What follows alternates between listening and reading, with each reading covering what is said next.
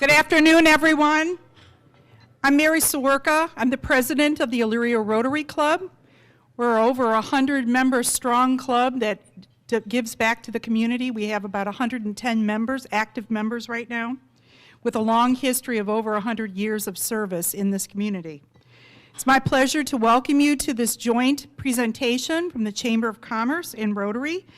It's my pleasure to introduce Tony Gallo, who is the president of Lorain County Chamber of Commerce. He's held that position since 2014.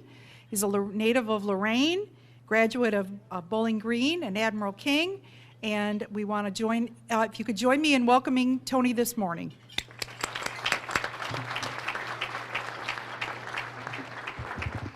Thanks, Mary. It's my honor to welcome all the Lorain County Chamber members, Elyria Rotary members, government officials, residents, and guests to the Elyria Mayor's Address. This annual State of the City Address provides a unique opportunity for the public to hear from the Mayor as she shares her thoughts on local social and economic climate along with her vision for the growth and future of Elyria and Lorain County. The County Chamber is grateful to work with Elyria Rotary and the Mayor's Office to make this happen again as we celebrate Holly's 8th year in office. With that, it's my pleasure to introduce Holly. Mayor Holly C. Brinda has served as Elyria's mayor since 2012. She was first elected in 2011 and re-elected again in 2015. She is running in 2019 for her 3rd term in office. A native Illyrian, Mayor Brinda's family has lived in Elyria for 5 generations. She graduated from Elyria High School in 1976 and went on to earn her Bachelor of Arts degree in News Editorial Journalism from The Ohio State University and a Master's degree in Public Administration from Cleveland State University. Prior to becoming mayor, Mrs. Brinda served for 27 years at the executive level management roles as director or vice president in the areas of K through 12 education, higher education, and a number of large Northeast Ohio nonprofit organizations as well. In addition, she served as past president and was a 12-year member of the Elyria Board of Education. Mayor Brinda and her husband Greg are the proud parents of 4 successful grown children, twin sons and 2 daughters. The Brinda household is full of several pets, including many cats and Juno the dog. Many of their animals are rescues and now live a wonderful life on Windward Drive. With that, please help me welcome Mayor Brinda.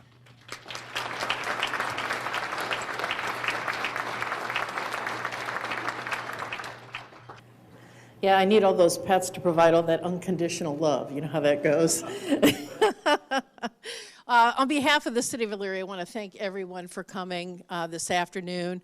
It's one of those rare occasions where we get folks from all over our community together to hear about, I have to say today, some really great news on behalf of the City of Elyria and our county. I'd like to thank the Lorain County Chamber and the Elyria Rotary Club for hosting this. And certainly, I'd also like to thank my staff and the other elected officials here. If you're a staff member of the City of Elyria or elected official, would you please stand?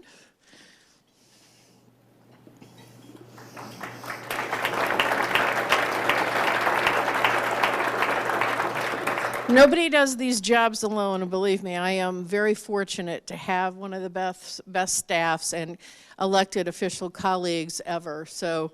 Appreciate their ongoing support, and I know you do too. And by the way, they will be here after the presentation, so if you have specific questions by department, I'm sure they'd be happy to stay and answer some of your questions.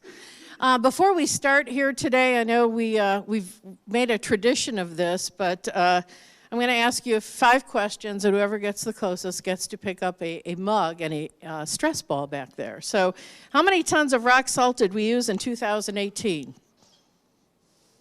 How many tons? Anybody? Shout it out. Put your hand up. 3,000? 3 tons. Okay, anybody want to try that? Okay, she was the brave soul. She gets a mug. It's 5,000 tons. How many tons of cold patch did the street department use in 2018? 25. 25. Do I hear 30? Okay, no, too late. Commissioner Kukowski gets a mug and a stress ball for her efforts. It's 100 tons. How many gallons of water were treated by our water plant in 2018? How many? 100,000. A million. 15 million. 100 million. Who said 100 million? 5.5 billion. Herb gets a mug and a stress ball. How many houses has the city demolished since January 2018? 50, 150. Who else? Who else? The City of Elyria employees can't win these. 75. Okay, Herb gets a mug. He's closest. 314. How many residential streets did the city resurface or replace in 2018? How many streets in 2018? Anybody? 50. 250. We're talking about residential streets. Mr. Crum gets a mug. 15. Okay. All right, well, thank you very much. So just a little bit of trivia.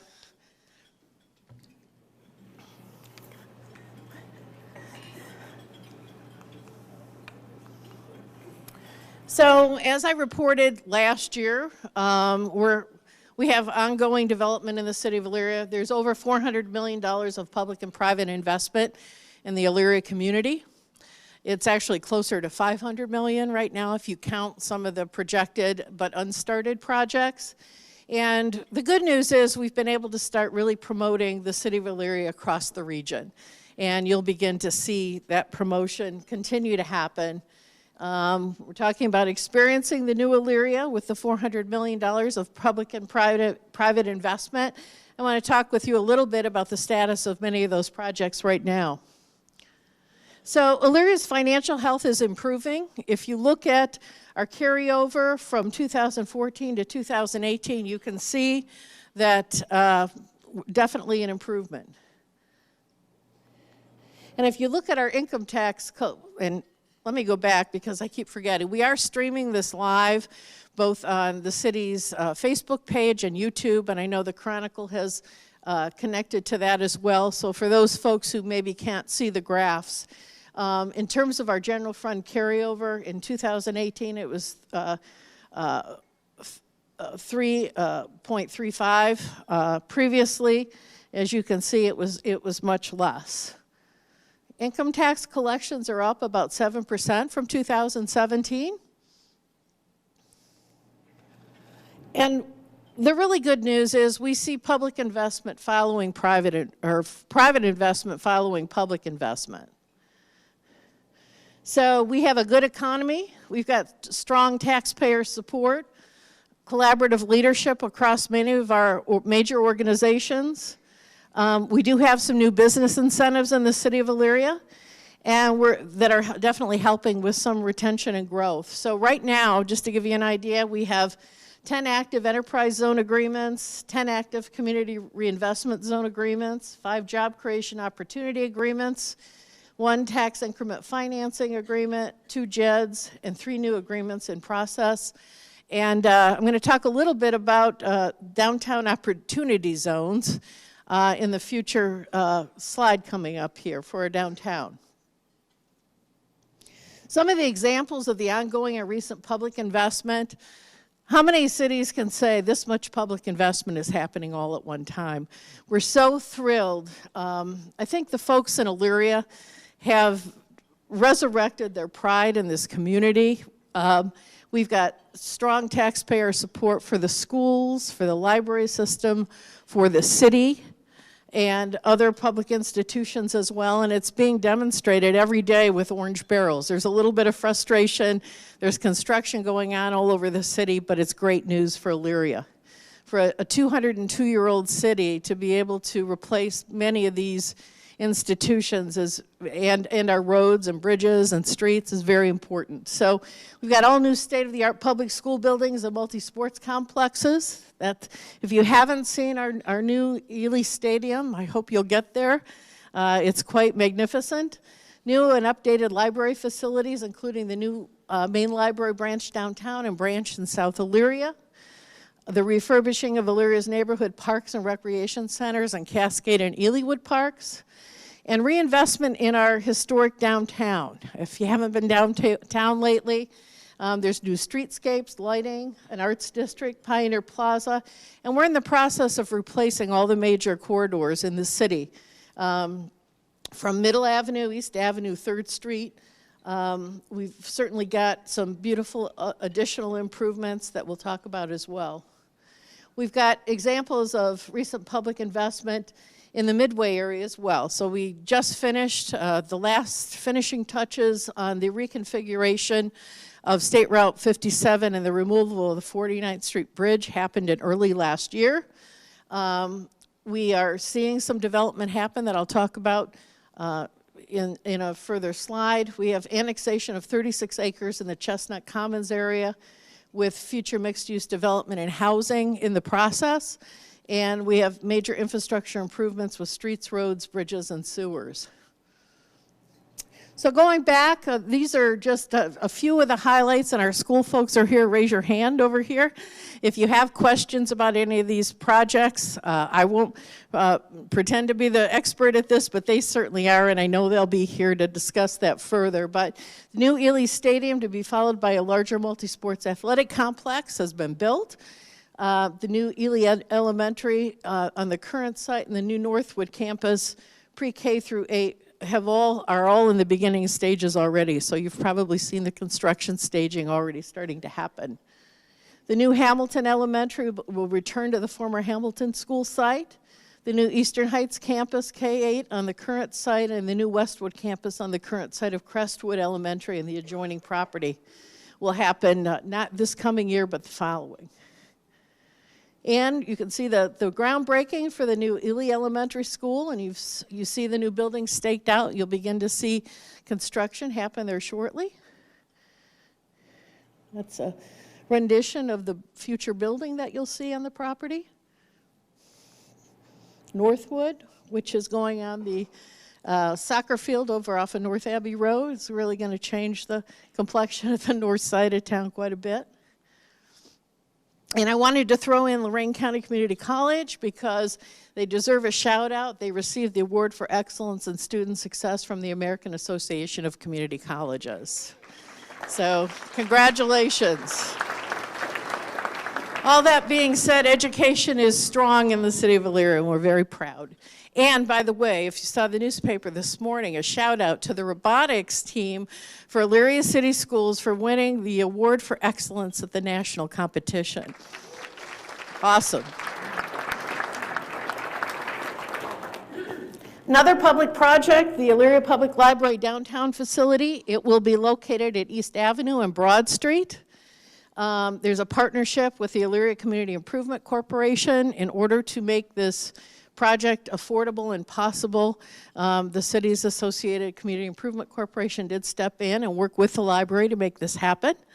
And we believe it's going to be a catalytic project for our downtown redevelopment. We're very excited about it. If you look at all the research, libraries generate a lot of foot traffic.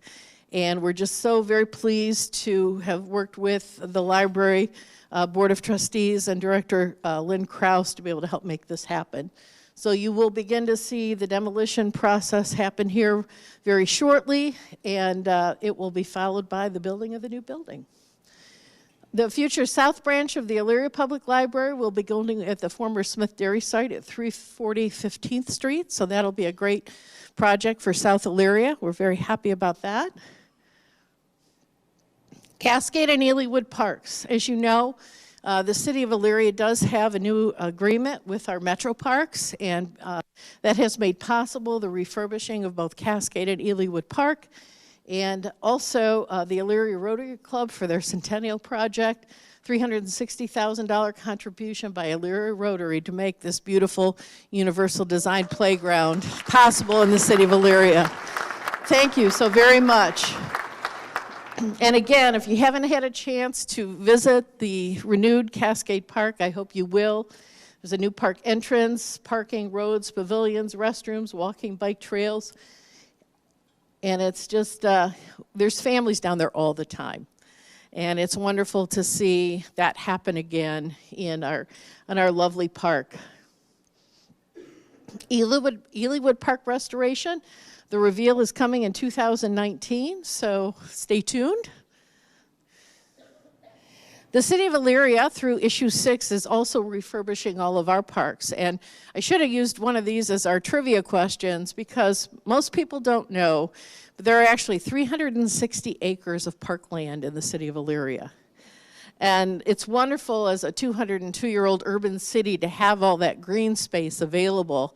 And it's also wonderful when you can make sure that it's in the kind of condition to encourage people to use these beautiful community assets. But we are in the process of refurbishing all of our parks. For those of you who aren't familiar, we are one of those unique cities with recreation centers and parks in each quadrant of our city. And we have new spray parks at both West Park and South Park. They've been very, very popular among the young folks and actually some adults as well.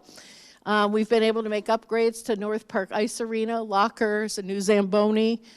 We have new public Wi-Fi in our buildings, new gym floors, new restrooms, and improved access.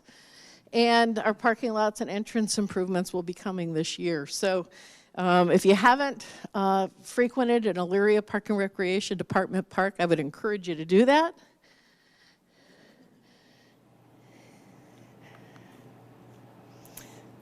There's a lot of public reinvestment in our historic downtown. We did receive transportation for livable community federal grants in 3 parts to be able to improve our downtown streetscapes, crosswalks, LED lighting. We got a grant from the county to replace our planters. And again, we're in the process of replacing our corridors going into downtown because we know that to have a strong downtown, we need strong neighborhoods surrounding our downtowns. So those, I know it's been some traffic frustration over time to get there, but they were definitely needed, and we're not finished yet. You will see some additional streetscape work being done this summer. Very appreciative to the Lorain County Commissioners for their beautiful renovation project of the Lorain County Courthouse. If you haven't been down and seen it lit up, it is quite spectacular. They did a great job, and it's a wonderful asset to have in our downtown area. And it even changes color with the seasons. So we have, again, our library coming downtown. We will be starting our fountain project in 2019. We've been able to raise through private philanthropy funds to replace the fountain in Ely Square, and you'll see that project starting very soon. For those of you who don't know, Ely Square has had a fountain almost for a little under 200 years. It's been a gathering place in our community, and we think it deserves something that pays tribute to our history, and it's a community gathering place for folks.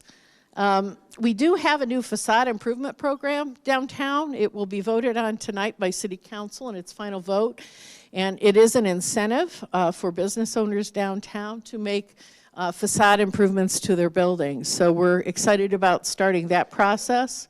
We still hope to work with the county to return passenger rail to downtown Elyria. We know it's not a silver bullet, but it certainly can contribute. There's $11 million that have been garnered for this project, and I know the county's been a little frustrated by some of the barriers attached, but the city has been able to garner some resources, and the Ohio Rail Commission and others are really behind this project. So we're going to be sharing some additional information with the county, and we hope that the door will still stay open to that project because it's important to our downtown and our city. I wanted to talk a little bit about the new opportunity zone in the downtown area. As you may or may not know, the Tax Cuts and Jobs Act of 2018 designated federal qualified opportunity zones throughout the country. And Elyria and the county actually applied for 5 areas. We received 1. So our downtown has actually been, major parts of our downtown have actually been designated as a federal opportunity zone. It's designed to spur investment in distressed areas through tax cuts.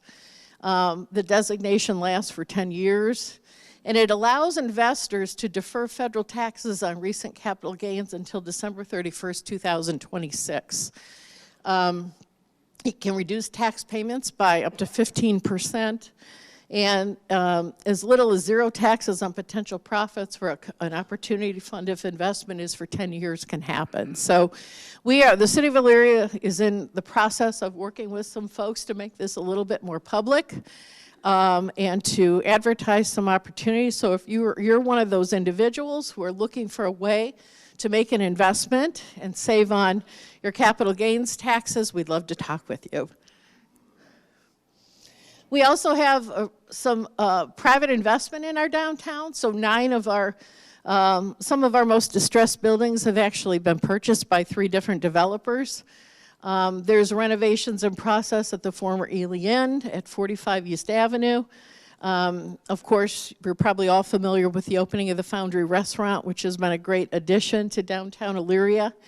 And coming very shortly will be the opening of the Erie Island Coffee Company, formerly Cheapside on Ely Square. And this is a franchise organization that is going to offer some great food and upscale coffee opportunities in our community, in our downtown. So we're very excited about that.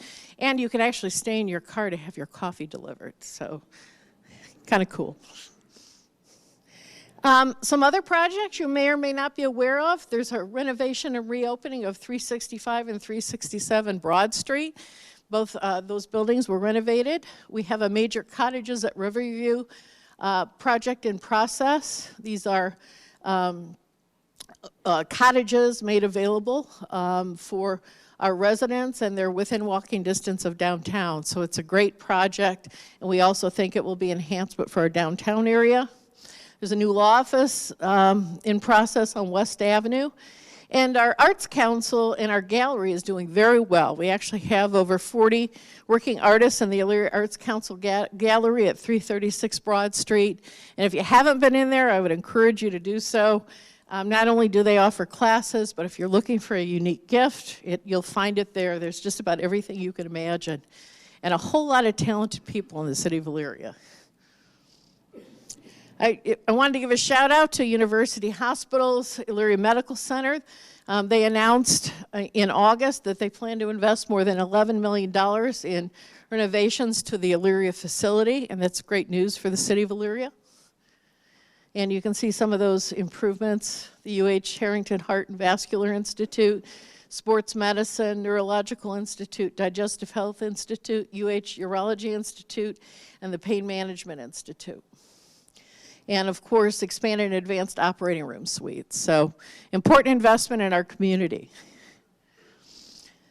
We have some significant investment in our Midway area as well. As I stated, the Route 57 49th Street Bridge project was finished last year. We also had the reconstruction of the bridge over State Route 57 in West River. So it's a wonderful new entrance to the city of Elyria. That was an ODOT city project. We have a city-sponsored Midway area redevelopment plan, and we have City of Elyria and Elyria Community Improvement Corporation development incentives that are helping this area. So once we got through the highway, the majority of the highway project, we are seeing some development beginning to happen. We had the opening of the Courtyard by Marriott Hotel in 2018. And the city did incentivize the opening of Johnny K. Power Sports in the former Macy's building. And let me just say, one of our strategies in this area is to try to attract businesses that have a regional audience. We want folks who can't necessarily be duplicated in other malls or retail areas. And so the strategy behind Johnny K's was they're actually not only pulling people in from contiguous counties, but from contiguous states. They're actually doing very well right now. And they have a huge service area within that building that you may not be aware of, but they're pulling the service industry for some of those vehicles that they're selling, including ski-doos and boats and all kinds of things. So they're very happy with their location. We've also been able to work, Namdar is actually the company that owns Midway Mall, but they also own the retail area across the street. And that regional idea of pulling in folks that have a regional audience, we've been successful. The old Walmart building across the street is now open with Car Parts Warehouse and the former Walmart building. That's a major driver in the county. And it's wonderful because they are hiring a significant amount of folks in our community, but they're also drawing people in from contiguous counties. We had the opening of Designer Fashion Warehouse in the former Office Max building. And ladies, if you haven't been there, it's kind of like a Value City experience, but sometimes a little more upscale. So I've enjoyed it. But I would encourage you to go visit. And then we also have the Shops on 57 at the site of the former White Castle that has also been incentivized by the city. For those of you who like barbecue, we're about to have a new barbecue restaurant at Midway Mall. Uncle Bo's Slow and Low Barbecue Restaurant is in the former Lone Star Restaurant and will open shortly. And the city has, and our Community Improvement Corporation has made some property available that was a result of the removal of the 49th Street Bridge. So we are working with 2 developers right now, and some more commercial retail and mixed-use retail will begin to happen in later 2019 in those areas, on both sides of the bridge, actually. And then we also have another private expansion. Pikewood Manor will be expanding their living area as well. We have an exploratory project underway for mixed-use office and market-rate apartments in the mall area, and we've been working with a couple of potential developers. We know that there's a market for more upscale apartments, and we know that because there are waiting lists for some of our more upscale apartments in the city of Elyria. So we are hopeful that that project will come through. And of course, we're having ongoing discussions with our current mall ownership, NAMDAR, to embrace the redevelopment plan that the city advanced earlier. You may or may not know that the parts of the mall that were purchased by NAMDAR, it's not inclusive of all the mall properties. So like many malls that were built in the late 60s, early 70s, the anchors retained their own property. So in this case, Macy's owned their own property, and we've been able to redevelop that. But we also have the properties of Dillard's, Sears Automotive, and Red Lobster that are separate from the current mall. And we have been working with folks who own those properties to return those to productive use, and there are a number of things being negotiated right now. So those properties have been purchased by another property owner at this point, and we are in discussions with them. In terms of the current mall owners, we are approaching with caution on some of those buildings on the mall proper. There is a desire on behalf of their company's business model to work from the outside in. And they are attempting to sell off parcels outside of Midway Mall. And our concern as a city is there are underground and other utilities, that issues that need to be addressed. So we're working through that process in a number of different ways. And we are hopeful that in the end we will be able to convince NAMDAR to embrace at least a version of our redevelopment plan, because we know that we need to do some things to reduce the amount of commercial real estate over there, meaning in our redevelopment plan, we kind of need to turn them all inside out. And the problem is a lot of our stores and businesses don't want to pay anymore for those inside spaces in a mall. And there's a high cost to heating, there's a high cost to food courts and other things. So what we really need to do is kind of flip our malls model inside out, reduce some of that commercial space, and then include some things that we haven't done before. Some high-end discount. We need to include some market rate apartments. We need to include some family entertainment options. One of the things that has not been capitalized in Elyria that we know we should is we're at the nexus of State Route 57, I-90, and the Ohio Turnpike. And the thing we have working in our favor is the location. So we know that we can capitalize on that. We are trying very hard to do that.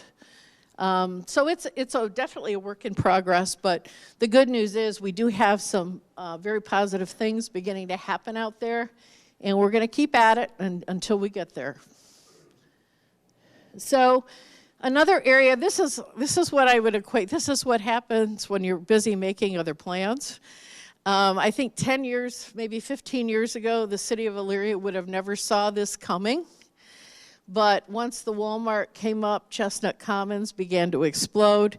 And quite honestly, it's development that's going to happen no matter what we do. We just have to figure out how to best manage it.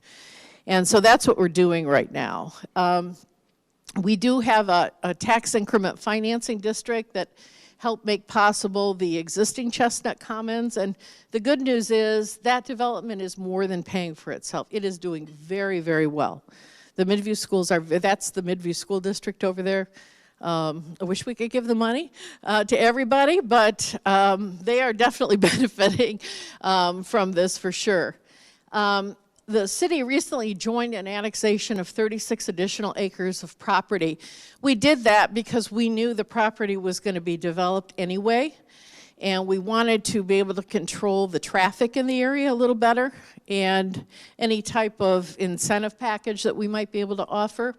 So we are currently working with landowners and developers to address the expanding water and sewer needs and improve the traffic patterns before new development begins. We know that the traffic is a challenge out there, and some people just avoid it, some people work around it, but the good news is we do think we have a more affordable alternative. We are working with folks, and I'm hopeful in the next few months we'll be able to announce the project. It's quite complicated. That we did traffic studies out there, and we had one option that was favored by ODOT that would have ran up to $6 million. Because of some additional property acquisition, we think we may have another alternative to the north that will be more affordable to the city and eventually the businesses. So you'll see that begin to unfold here in hopefully the first quarter of 2019. And then we know that to help pay for some of these infrastructure improvements, we'll likely enter into 2 additional tax increment financing agreements with those developers, both to north and the south. So we already have some projects underway. There's a new mixed-use development plan for those 36 acres, and I'm not at liberty to say what it is yet, but it's very extensive, let me put it that way. It's definitely over $100 million. There is a pending development to the north, and then they've already started construction on the new Four Seasons Sylvanian Homes development being built near Bender Road, and that is in the city of Elyria. So those are upscale, 55 and up, with amenities like bike trails and community building and other things. So it's a nice addition, for sure. There's right now, over the next few years, as a result of federal and state funding and some Issue 6 money, there's over $70 million of infrastructure improvements in roads, streets, sewers, and water distribution lines in the city of Elyria. Again, I know all of you have been a little frustrated, but we have to do the projects when the money becomes available, and we try our best to time them so that they don't collide, but sometimes we can't. And the question becomes, do we do it, or do we put up with some inconvenience in the short run? And we choose to do it, but so right now I apologize in advance for everything that's about to happen to you in 2019. How's that? In 2018, we did 15 residential streets. They were resurfaced or replaced, and that's part of our overall street resurfacing program. There's over 500 residential streets in the city of Elyria, and we hope to get to almost all of them before our Issue 6 funds actually run out. There are major portions of thoroughfares that have been resurfaced or rebuilt, and it's a combination of city, state, and federal money. West River Road, State Route 57, East River, Lake Avenue, Middle Avenue, East Bridge, and 3rd Street have all had major sections replaced. East Avenue was completely rebuilt with new storm sewers, pavement, and curbs. Gulf Road underwent the water main and storm sewer replacement, new pavements, curbs, and guardrails. And the Cleveland Street Water Main Improvement Project and street improvements from Longfellow to east of the corporation limit by Bendix will happen in 2019. So these are major, major thoroughfare improvements in the city of Elyria. And our city engineer, John Schneider, John, where are you? John, raise your hand taller, yeah. If you have questions about any of these, John would be happy to talk with you after our meeting here. For those of you who live on the north side of Elyria, you're probably in awe of some of the things you're seeing. This east side relief sewer phase from the wastewater treatment plant on Gulf Road to Whitman and the North Abbey intersection has been a major, major project for the city of Elyria and one of those major inconveniences. But it is part of the city's response to our current consent decree. We have requirements by the federal government to improve our water flows. And it's also going to help improve some challenges that we have with people's wet basements. So there is a very positive light at the end of this. The next phase in 2019 extends the sewer south of the intersection of Poplar and Abbey Road. That is going to be a feat like you've never seen, because we're going to have to dig under North Abbey Road and under State Route 57. And pardon me? Oh, yeah, and also the turnpike, by the way, yeah. It is a massive, massive project. It is going to see we're not going to close all lanes. There will be still a way to get through, but this is going to be epic. It's necessary, it's required, and bear with us. It will be better when we're done, but it's going to be very challenging. Quite a bit of business development happening. As I said, private investment is following public investment.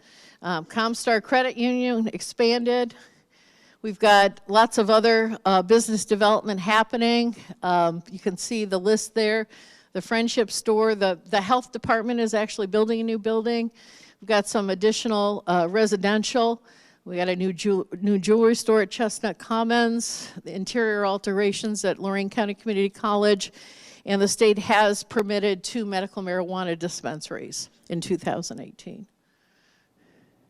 And at long last, Valley of the Eagles has opened. And for those of you who are golfers or just like fine dining, I'm sure that you're just as happy as I am. I used to be a member at Spring Valley, so I miss the lunches over there and looking at the beautiful deer, et cetera. But we are very pleased to announce that the Valley of the Eagles is open. And there is a second phase. The second floor dining and phase 2 residential development is to come. But you've got an beautiful 18-hole golf course. The Black River Tavern is open, and it's a wonderful place to dine, a nice alternative for the city of Elyria. And in 2018, it was actually designated as the best U.S. remodel by Golf Magazine in the United States. I think that deserves a round of applause.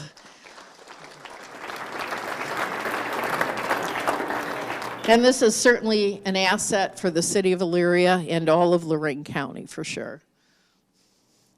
We have a number of manufacturing expansions and some relocations. Ridge Tools in expansion mode, Elyria Foundry is in expansion mode.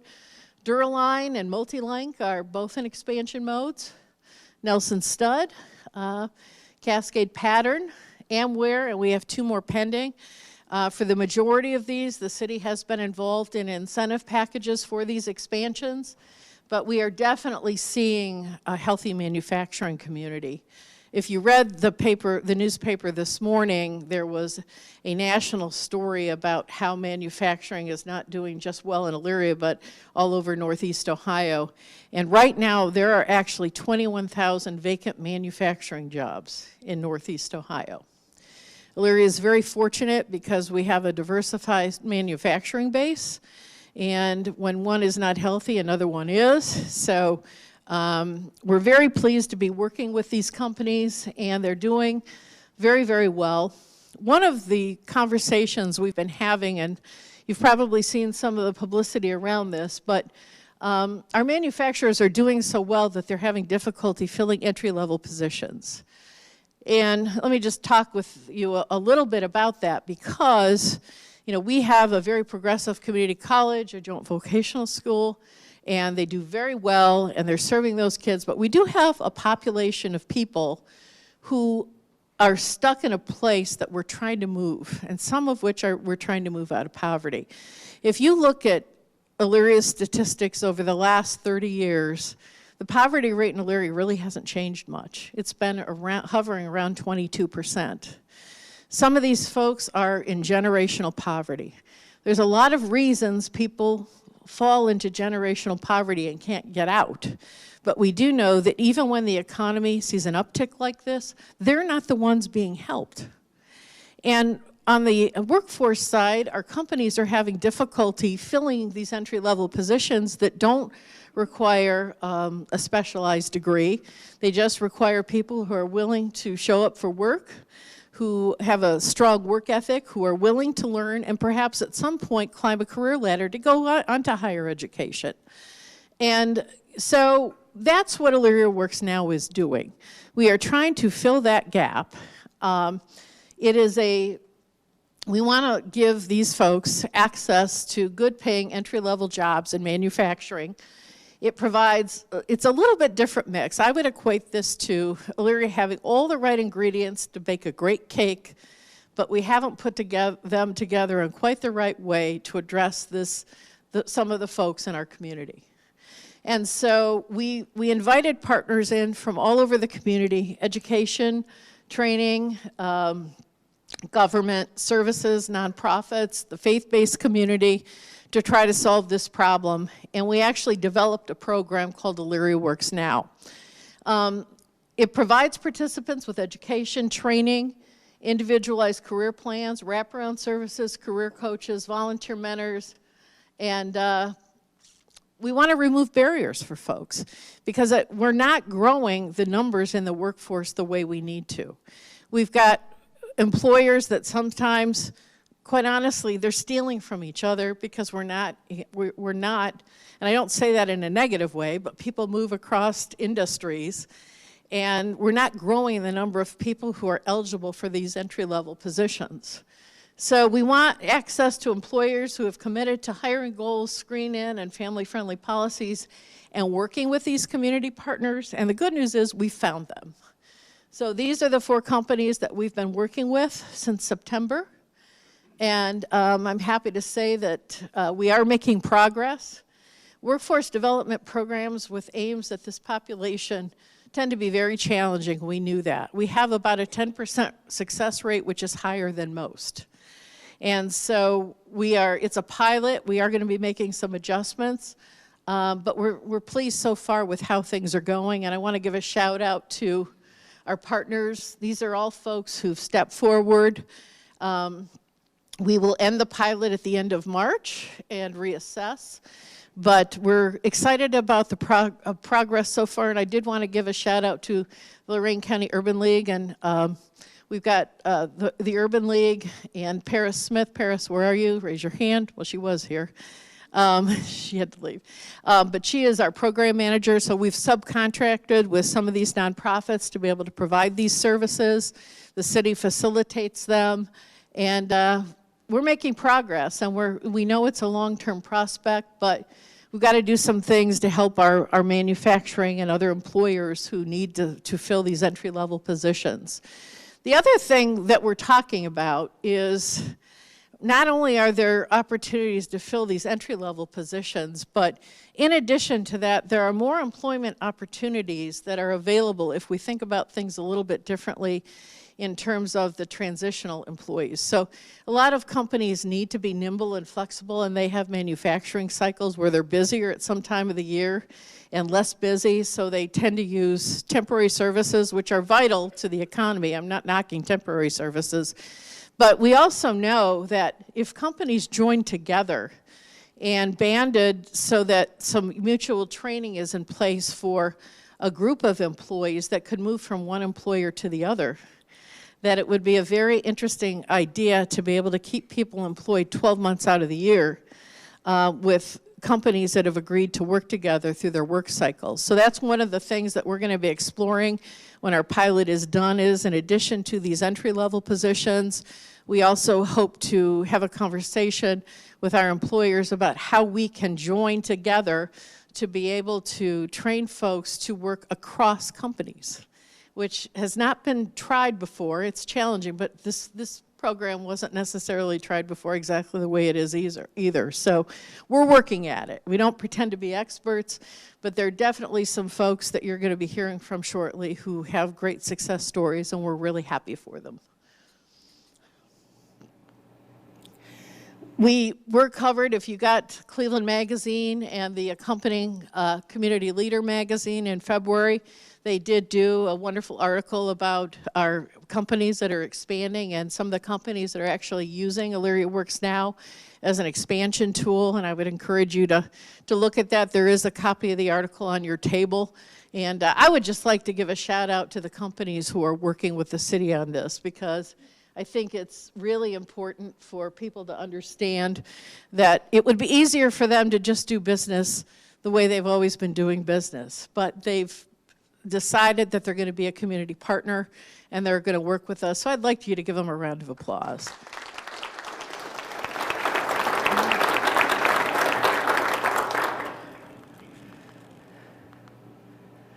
So just some quick tidbits about some of our different departments. As you can see, the Elyria Fire Department has been very, very busy. We have a new chief here, Chief Carl Mack. Raise your hand. Chief Mack took over recently for Chief Benton, and he's been a longtime member of the fire department, so he doesn't need an orientation, but he's new in his position. So please feel free to come up and meet Chief Mack. As you can see from here, there's a lot of time spent on rescue and emergency medical responses, and that is a direct result of our opioid crisis in this community. And you can see it reflected too in our Elyria Police Department statistics. Chief Whiteley's here. Chief, raise your hand if you have questions about this. Usually we see an uptick in all the other crime when you've got a challenge with drugs. We are beginning to make progress on that for sure. And I think that we can all, we're not where we want to be, but we are definitely beginning to make progress. And we've got, if you recall, when I took office, we didn't have a narcotics unit. We started it, and we are now addressing it, and we're hopeful that we're going to continue to make progress in collaboration with other community organizations and other public entities. It's very important. You can see, some of the arrest figures coming down in 2018, but we're not where we want to be yet. And I'll ask the chief to comment on that when we're done here in a minute. You can see the seizure stats for illegal drugs confiscated and the monetary values.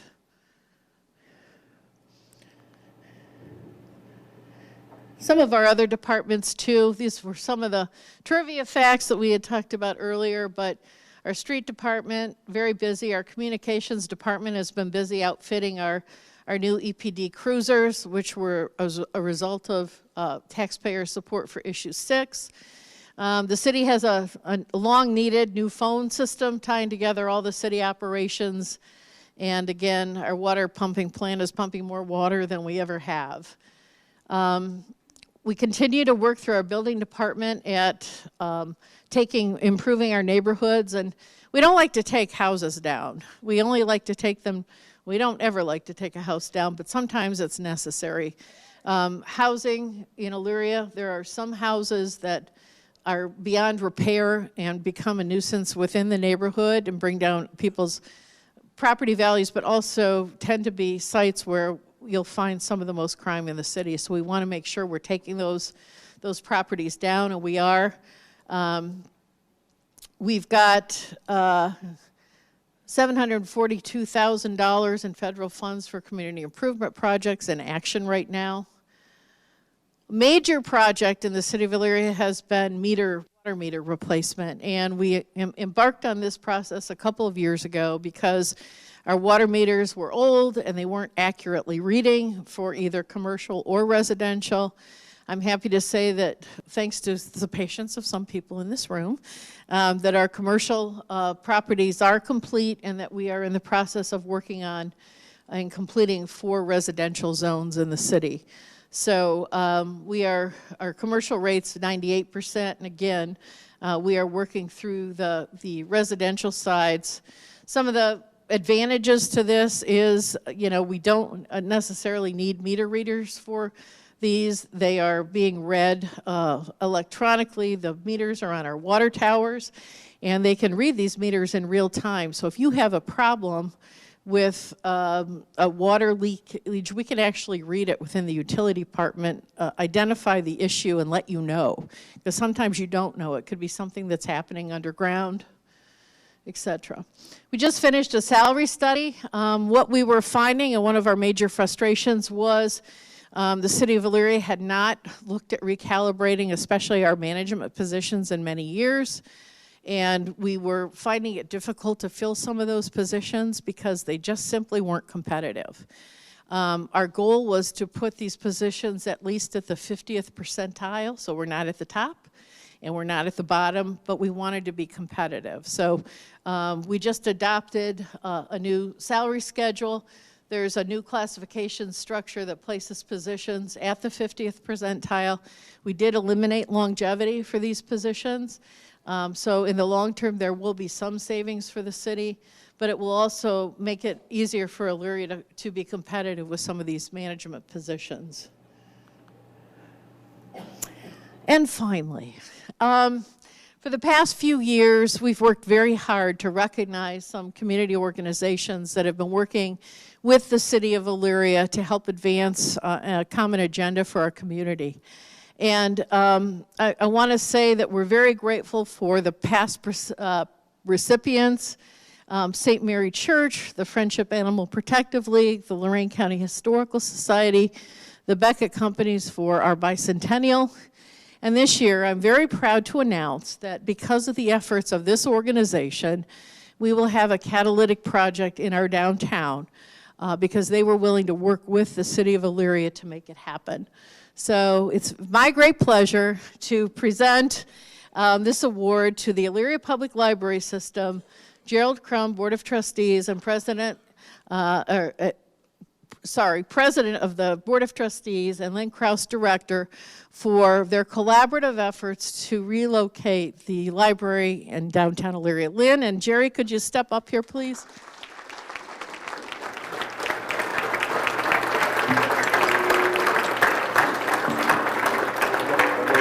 Thank you so much.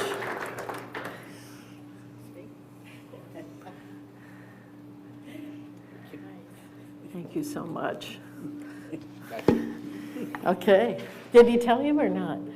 Did he keep a secret? I didn't know anything. All right, I love it. I had to make sure somebody was here from the library. So, well, thank you so much for all of your efforts, and I want to give you an opportunity to say something as well. We'll start with Jerry and. Thank you. This has been a long slog to get to where we are, but we're starting to move ahead now. And thank you very much. Sure. Catch me off guard, why don't you? I didn't know anything about this, thank you. But it's been a real pleasure to work with the city and the CIC, and we are so excited about what's to come. So if you ever thought who needs libraries these days, just wait and see. Very good. Well, thank you again.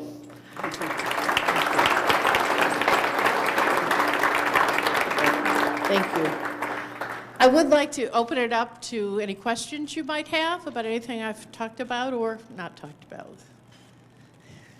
Amy's not here today. Okay. Well, I'd be happy to take questions from anyone. You must have some question. Mr. Buzaleski.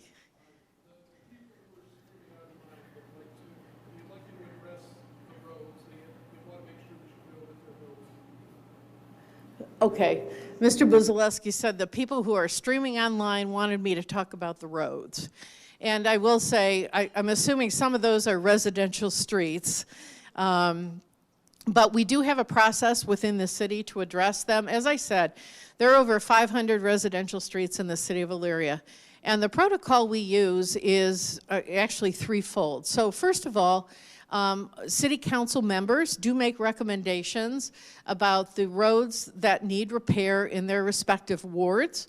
So the recommendations do come directly from your council person to the Office of Engineering. So if in fact you have a need for a repair and you think it may not be on our radar screen, we would encourage you to talk to your council folks, and you can find their names on the city's website along with their contact information. But beyond that, there are some other things that we look at. So when our engineering department prioritizes these street projects, we want to make sure that there aren't required sewer or other underground utility work that need to be done before we repave a road. And so we have been cameraing all of our roads to make sure that we don't have to rip up something that we do.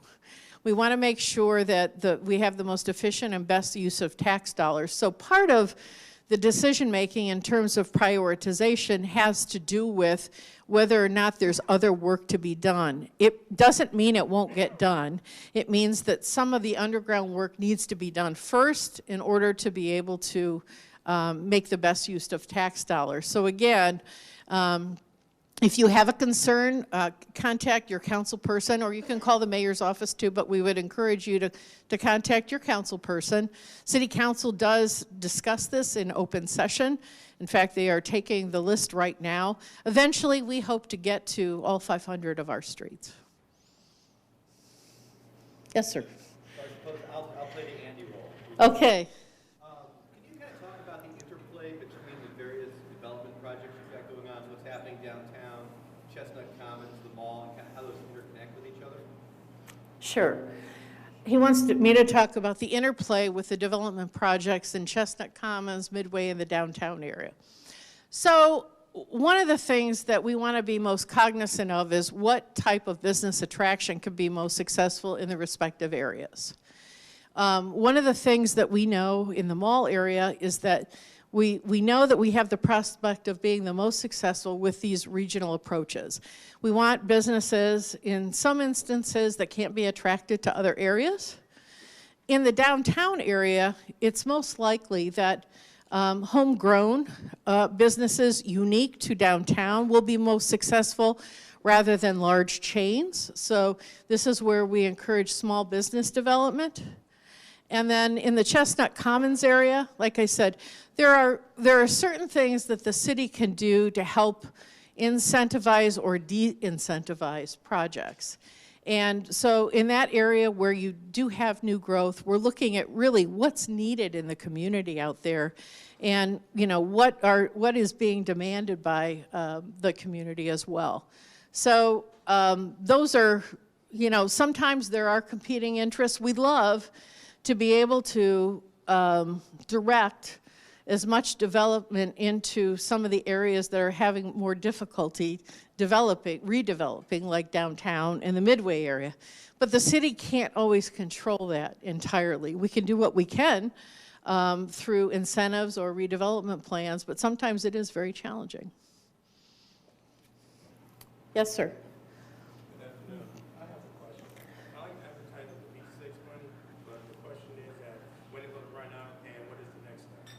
I'm sorry, I couldn't.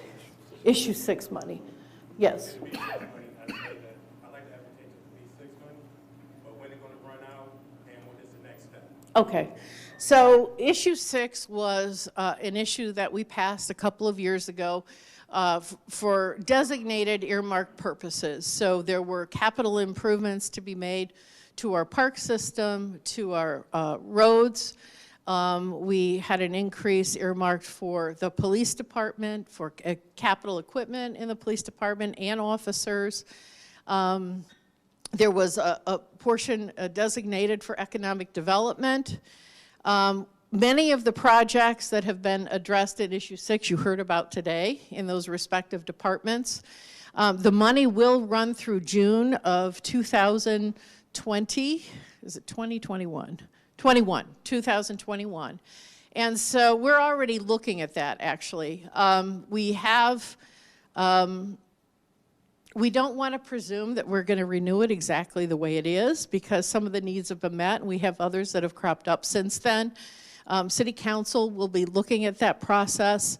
What we do know is we want to be able to maintain what we have.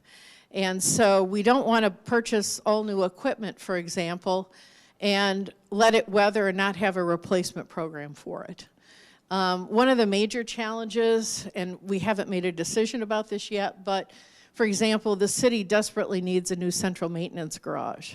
And one of the reasons we need that is we need to be able to shelter all of these expensive vehicles and equipment that we have in order to be able to protect the taxpayer investment on this. So the needs change, but we'll be reevaluating that, and it's likely that that issue would come up before the money expires, which will be in June of 2021. So we'd probably be looking at, and the decision hasn't been made whether to replace it or not. It really depends on the economy. You can see that there's an uptick in our overall general fund, which is really good news. We don't know how long that's going to last or how strong it's going to be. If we don't have to ask people for more money, we won't. We haven't made that decision yet, but we know that the needs are kind of a moving target right now, so we'll make that future assessment. Anyone else? Well, thank you very much. We appreciate your attendance, and I look forward to our meeting again. Thank you.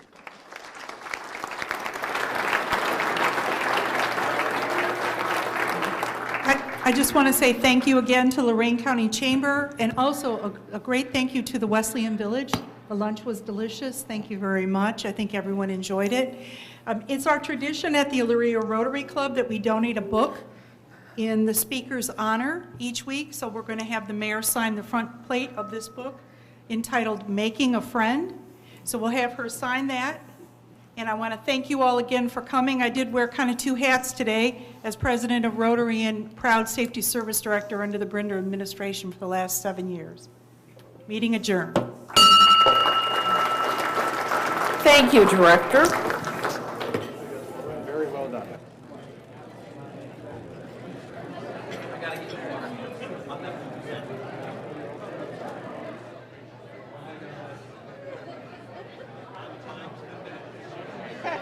$115.